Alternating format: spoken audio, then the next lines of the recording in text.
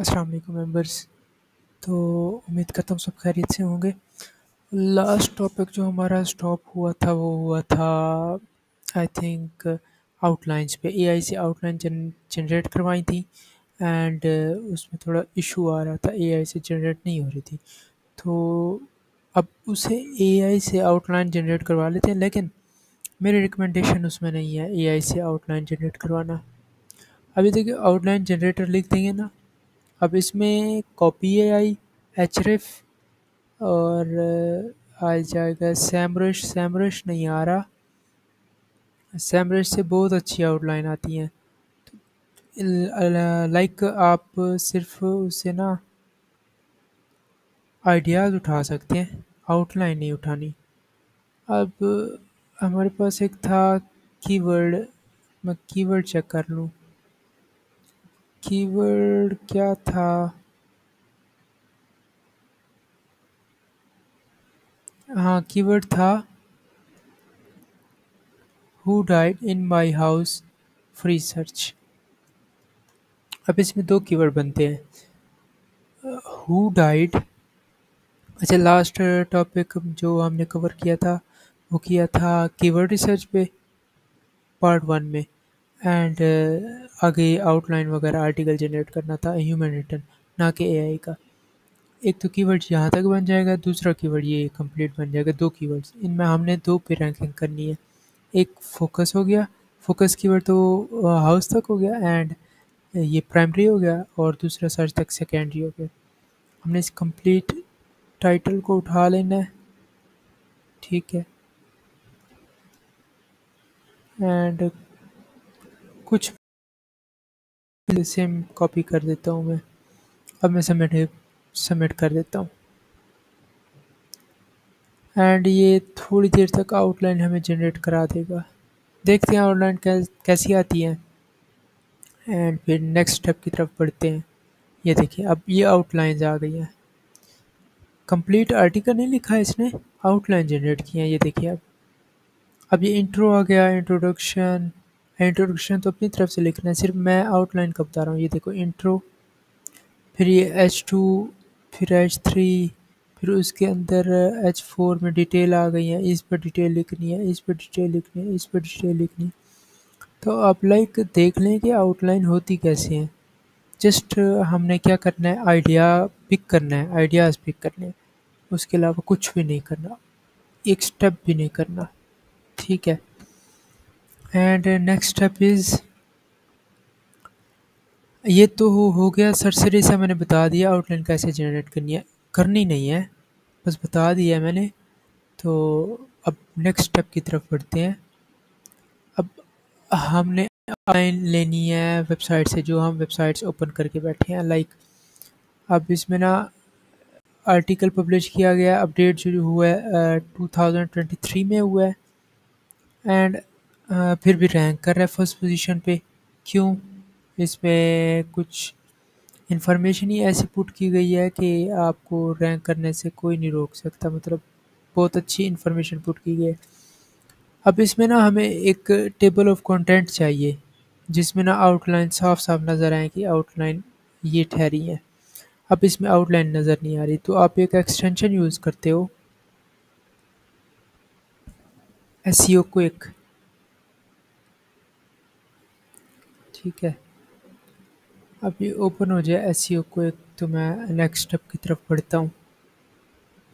By the way, आप सब assignment अपने कंप्लीट कर लेना और मुझे सबमिट करा देना।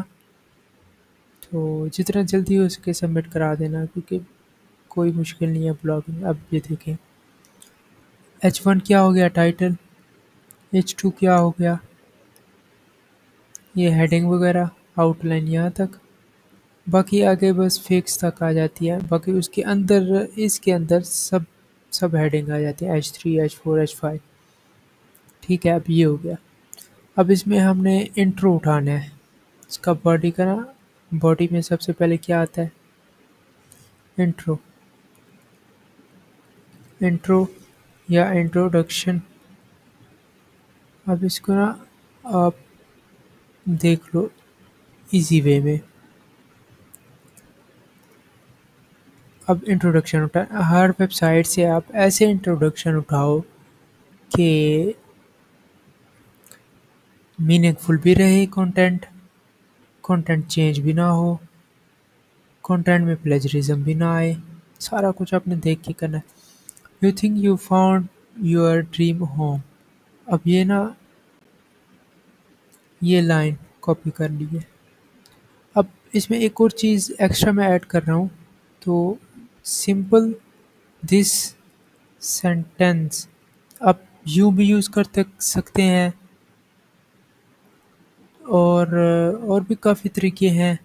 लाइक आप सिनोनिम्स यूज़ करते हैं। अब पहले वो सेंटेंस पुट कर लेना है उसको कॉमास में।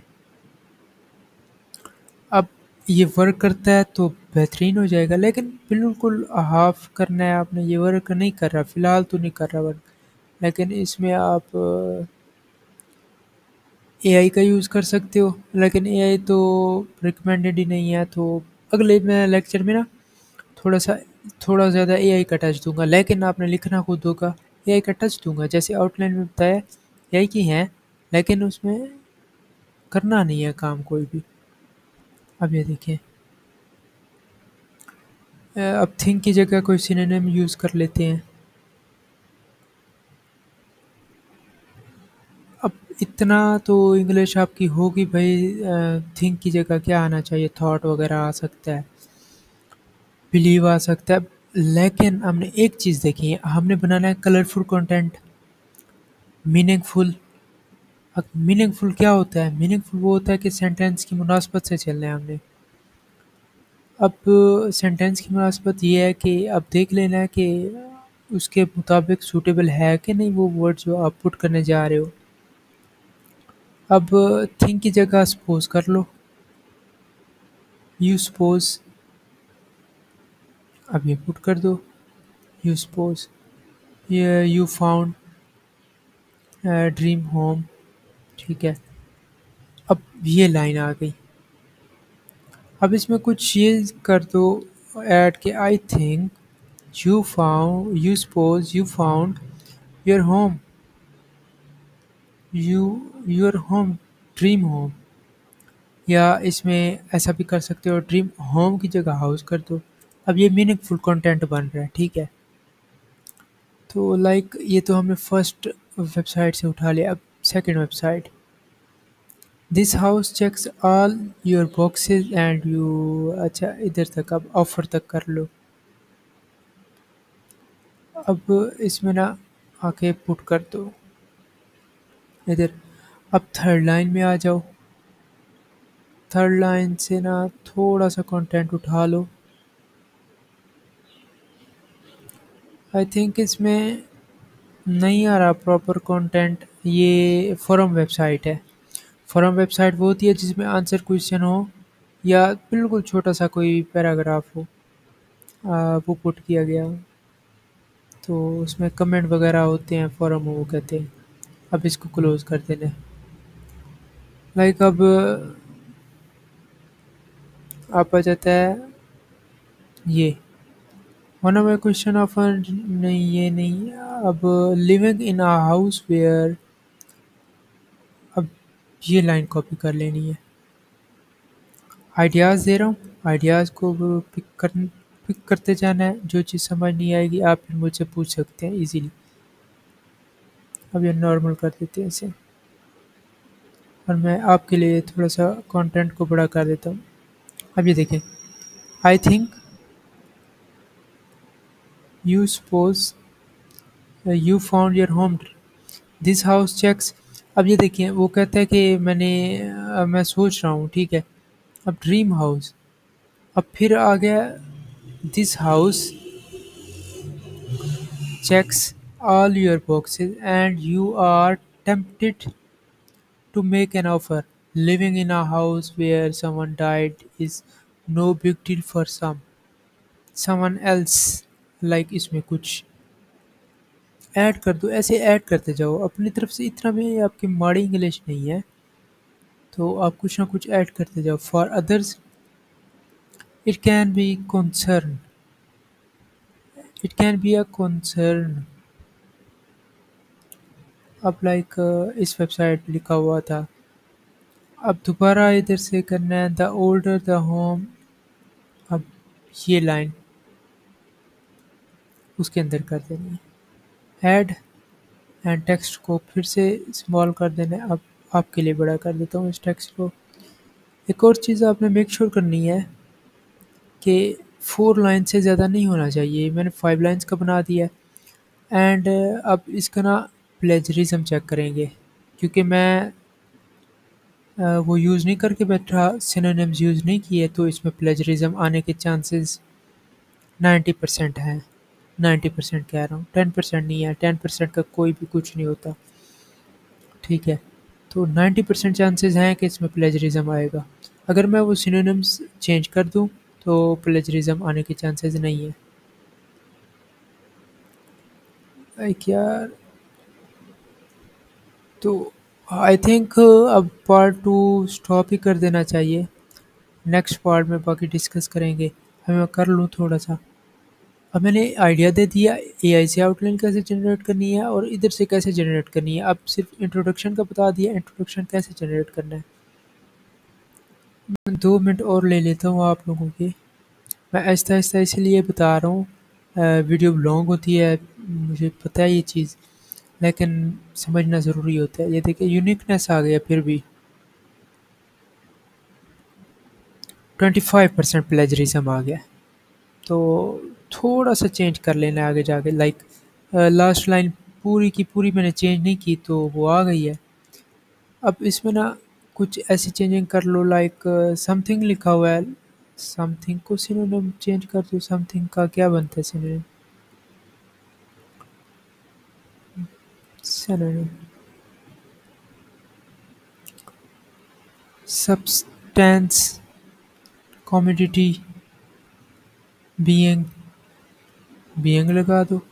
हमने कंटेंट को बनाना है कलरफुल, तो कंटेंट के मुताबिक आपने जो करना है वो करना है।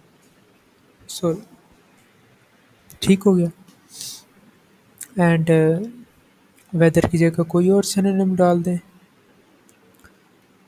अब यूँ भी कर सकते हैं सिनोनिम ना डालें, ठीक है। आप एक चीज़ को समझें, इवन इफ़ इसमें आएगा even if you want to buy. अच्छा, अब एक और चीज़, अगर आपको लग रहा है कि सिनोनिम्स लगाना टफ है, तो इसमें एक और चीज़ हो सकती है। आप ऐसे लिख लें सारा, हाफ हाफ करके सब वेबसाइट से उठाते जाएं। अभी तो मैंने 2 वेबसाइट से उठाया, बाकी 3 वेबसाइट अभी भी पड़ी हैं, ठीक है। तो इसको ऐसे कॉपी कर लें इधर से, और ना आके यूट्यूब, इसमें यूट्यूब कह रहा हूँ, सॉरी, इसमें आके लिखना है आपने ट्रांसलेट इनटू उर्दू लिख दें। अब ये देखें, इसको ना पेस्ट कर देना है। अब उर्दू में आपको आपने अंडरस्टैंड करने की कोशिश करनी है। मुझे लगता है कि आपको अपने ख्वाबों का घर मिल गया है। ये घर आपके अब ये देखें मीनिंगफुल बन रहा है कि नहीं। पहले वो कह रहा है कि मुझे लगता है कि आपको अपने ख्वाबों का घर मिल गया है। फिर आगे कहता है ये घर आपके तमाम खानों को चेक करता है। मतलब मीनिंगफुल बन रहा है ना, मतलब समझ आ रहा है आपको। अगर इसमें ऐसी मिस्टेक आ रही है कुछ, तो आप इधर से इंग्लिश चेंज करते जाएं, फिर इधर से करते जाएं। अब एक बार इसको अंडरस्टैंड कर लेना है। जब आपको अंडरस्टैंडिंग हो जाए कि इसमें बताया क्या जा रहा है, अब फिर अपने अल्फाज में आप जाके इधर लिख सकते हो। एक ये मेथड सिनोनिम चेंज करो, एक अपने अल्फाज में ट्रांसलेशन करके अपने अल्फाज में आके लिख लो। बाकी जो ग्रामर्स की मिस्टेक होंगी वो ग्रामरली चेक कर लेगा, उसका इशू नहीं है। ठीक हो गया ये चीज़ें। और ये चीज़ें कंपलसरी हैं। 2 मेथड इसमें बताए हैं मैंने इंट्रोडक्शन के, जस्ट इंट्रोडक्शन के 2 मेथड बताए हैं। एंड ये मैं अपलोड करने लगा हूँ अभी, तो थोड़ी देर तक। एंड नेक्स्ट शाम तक आ जाएगा पार्ट आपके लिए, नेक्स्ट पार्ट। मैं स्लो स्लो चल रहा हूँ ताकि वीडियो लंबी भी ना हो और आपको हर चीज़ क्लियर भी हो जाए। ओके, टेक केयर, अल्लाह हाफिज़, बाय बाय।